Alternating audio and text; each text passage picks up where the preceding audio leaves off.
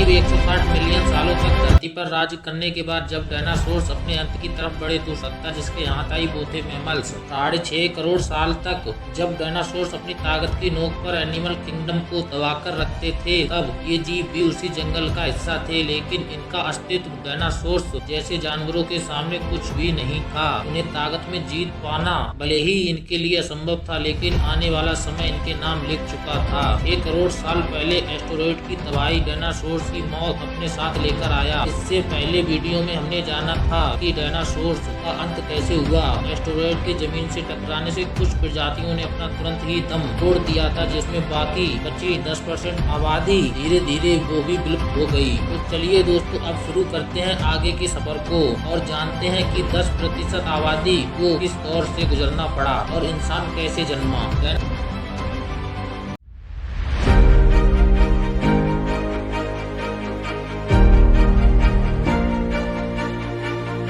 Dinosaurs का अंत mammals के लिए वो अवसर था जो रेप्टाइल्स के खत्म होने पर डायनासोर्स को मिला था, यानी कि सीधी भाषा में कहें तो जंगल पर अब अपनी ताकत का इस्तेमाल करने का मौका आ गया था।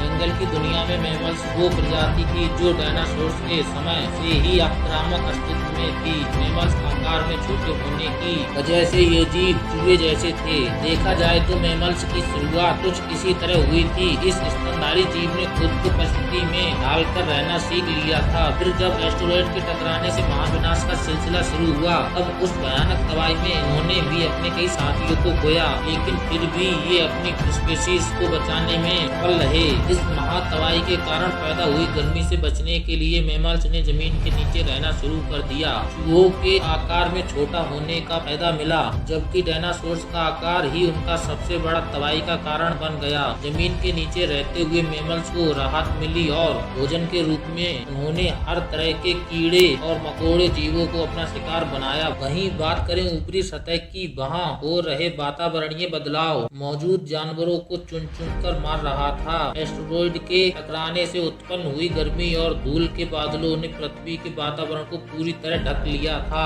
और अब धरती पर सूरज की रोशनी तक नहीं पहुंच पा रही थी, लेकिन सतह पर मौजूद गर्मी की वजह से बहुत सारे जानवर मारे जा चुके थे। कई वर्षों तक जब ये सिलसिला जारी रहा तो पेड़ पौधे पूरी तरह से नष्ट हो गए। प्रकृति का बनाया इकोसिस्टम हिल गया। सूरज की रोशनी पृथ्वी तक न पहुंच पाने के कारण धीरे धीरे पृथ्वी ठंडी होती चली गई, लेकिन तब तक डायनासोर्स की आबादी धरती से खत्म हो चुकी थी। बचे थे केवल 5% जानवर, इनमें से ज्यादातर मैमल्स के परिवार के सदस्य थे। महाप्रलय के प्रभाव के थम जाने के बाद धूल के बादलों ने हटना शुरू किया। धरती पर एक बार फिर वातावरण ने सामान्य होना शुरू किया। पृथ्वी का इकोसिस्टम फिर से अपने पुराने रूप में आने लगा। इस दौर में मैमल्स की प्रजाति केवल 5% जीवित बची थी, लेकिन एडप्टिव रेडिएशन के चलते ये मैमल्स इन्वॉल्व होना शुरू हो गए और इनमें से कई नई प्रजातियों ने जन्म लेना शुरू किया। इस प्रक्रिया में लगभग 5.5 करोड़ साल पहले बंदरों ने जन्म लिया। आपको बता दें दोस्तों की शुरुआती बंदरों की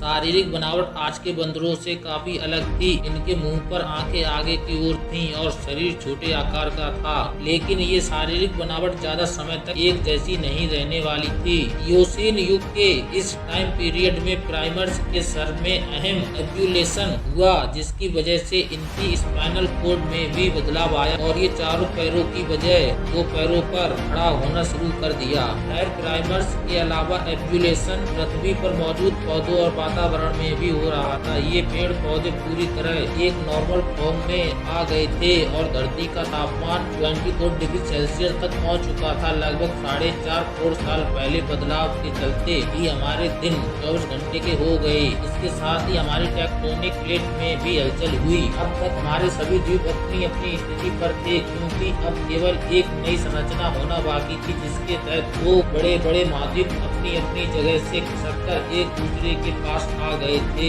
ये वही महाद्वीप थे जिन्हें आज हम भारत के नाम से जानते हैं। भारत ने अफ्रीका से अलग होकर एशिया तक पहुंचने में कई लाखों करोड़ों साल लगाए। ऐसे में जब ये टेक्टोनिक प्लेट एशिया से जा मिली तो हिमालय ट्रेंच का निर्माण हुआ। इस निर्माण में कई ऐसी श्रृंखलाएं विकसित हुई जिसके चलते उत्तर में भारत की भौगोलिक स्थिति बदल गई। इसके साथ ही मौसम में भी भारी बदलाव आया। इस टकराव के चलते दुनिया दुनिया के सबसे बड़े माउंटेन माउंट एवरेस्ट का भी निर्माण हुआ और इसके निर्माण के साथ ही ये तय हो गया कि आने वाले समय में भारत में कई बड़ी नदियों का भी निर्माण होने वाला है, जो पूरे द्वीप की फॉर्मेशन को काफी हद तक बदलने वाला है। खैर, जहाँ एक तरफ धरती के द्वीप में विकास शुरू हो चुका था, वहीं दूसरी तरफ एवोल्यूशन की होड़ में जानवर भी अपने आप को काफी हद तक बदल रहे थे। द्वीप को अपने मौजूद स्थिति पर पहुंचने में जंगलों में भारी गिरावट आ रही थी और मुख्य रूप से घास का निर्माण हो रहा था। उधर जानवर भी घास के मैदानों में रहने के लिए एडॉप्ट हो रहे थे और साथ ही साथ नई प्रजातियों का भी विकास हो रहा था, जो ग्रासलैंड्स में अपना दबदबा बनाने की कोशिश कर रहे थे। पुराने मैमल्स में भले ही दूसरे जानवरों को मारकर खाने की क्षमता नहीं थी, लेकिन अब विकसित मैमल्स ने अब दूसरे जानवरों को शिकार करके उन्हें मार गिराने की ताकत विकसित कर ली थी और दूसरे जानवरों पर अपना दबदबा बनाने में भी कायम हो रहे थे। अब जंगल में मैमल्स की वही स्थिति थी जो कभी धरती पर राज करने वाले डायनासोर्स की हुआ करती थी। करीब 1 करोड़ साल पहले पृथ्वी अपने उस स्वरूप में आ गई थी जैसे कि वो आज हमें दिखाई देती है। वातावरण से पेड़ पौधों से लेकर अपने फुल इवोल्व रूप में थे। कहने को तो धरती पर सब कुछ था, लेकिन अब भी एक प्रजाति थी जो धरती से गायब थी और वो प्रजाति आने वाले भविष्य में पृथ्वी के इतिहास को बदलने वाली थी। जी हाँ दोस्तों, ये प्रजाति थी इंसानों की। लगभग 40 साल पहले पृथ्वी पर फिर एक बड़ी हलचल हुई और अफ्रीका द्वीप के पूर्वी इलाकों में एक नई माउंटेन रिज बन गई, जिसे आगे चलकर ईस्ट अफ्रीकन रिफ्ट के नाम से जाना गया। पर्वत श्रृंखला के निर्माण से केवल भौगोलिक स्थिति में बदलाव नहीं आया, बल्कि मौसमी हवा भी बदल गई। वहाँ मौजूद जंगल में हवा का प्रभाव कम हो गया, जिससे मौसमी हवा वहाँ नहीं पहुँच पाई और नमी की कमी से जंगलों ने सूखना शुरू कर दिया। बारिश न होने की वजह से अफ्रीका का ये क्षेत्र काफी ज्यादा सूखा हो गया, लेकिन इस जंगलों में रहने वाले जानवरों ने हार नहीं मानी। अफ्रीका के क्षेत्र में रहते थे पिरोलापिथेकस, जो आगे चलकर हमारे पूर्वज कहलाए। पेड़ पर रहने वाली ये बंदर एक टहनी से दूसरी टहनी पर जाने के लिए अपने आगे के हाथों का इस्तेमाल करते थे और कभी कभी पेड़ों पर 2 पैरों पर खड़े होकर चिल्लाते थे। हालांकि ये अभी तक जमीन पर नहीं चल पाए थे, लेकिन इनमें खड़े होने की क्षमता पहले से ही विकसित हो गई थी। इससे पता चलता है कि 2 पैरों पर चलना इंसानों की नहीं बल्कि एप्स की खोज थी। फर्क बस इतना था कि ये पेड़ों पर रहते थे, लेकिन जलवायु परिवर्तन के चलते जल्दी ही जमीन पर उतरने वाले थे। इनमें से कई प्रजातियां चिंपैंजी के रूप में विकसित हुई और कुछ इंसान बनने के लिए विकसित हो गई। इनकी आने वाली पीढ़ियों ने खुद को बनाने के लिए और अपने विकास के लिए पेड़ों से निकलकर जमीन का रुख अपनाया। आर्डिपिथेकस रेमडस ही वो पहले एप्स थे जो भोजन और एक नए घर की तलाश में पेड़ों से उतरकर जमीन पर आए। लाखों सालों के इस एवोल्यूशन में ये एप्स अफ्रीका के हर क्षेत्र में फैल गए, लेकिन इनके हाथ अभी भी काफी लंबे थे। पेड़ों पर इधर उधर झूलने की वजह से इनके हाथों का आकार बिल्कुल टांगों की तरह हो गया था। ऐसे ही कई हजारों सालों तक गुजर जाने के बाद इनमें काफी कुछ बदलाव आने लगा था और अब ये 2 पैरों पर बेहतर तरीके से चल सकते थे और ज्यादा से ज्यादा एनर्जी बचा सकते थे। ऐसे में ये ज्यादा दूर तक नजर रख सकते थे और ये अपने लिए भोजन खोज सकते थे और हाथ की मदद से उन्हें खा भी सकते थे। समय के साथ साथ इनके विकास की ये प्रक्रिया आगे बढ़ती रही, जिससे ये अपने शारीरिक ढांचे के साथ साथ एप्स के स्तर में भी बदलाव होता गया। पहले जो सर आकार में छोटा होता था, अब वो बढ़ता गया। 23 लाख साल पहले होमो हैबिलिस वो पूर्वज थे जिनके दिमाग का आकार बढ़ गया। आकार बढ़ने की वजह से ये जान गए कि बुद्धि को किस तरह यूज किया जाए। बुद्धि का कमाल दिखाते हुए सबसे पहले हमारे पूर्वजों ने पत्थरों को हथियार के रूप में प्रयोग करना सीखा। जैसे ही उनकी ये तरकीब काम आई, होमो हैबिलिस जान गए कि पत्थरों को कैसे हथियार के रूप में इस्तेमाल किया जाएगा। जैसे जैसे ये जीव हथियार को उपयोग में लाए, वैसे वैसे उनके हाथों और उंगलियों को मजबूती मिलना शुरू हो गई। अब ये जान गए कि पत्थर के हथियारों से जंगलों में कैसे शिकार किया जाएगा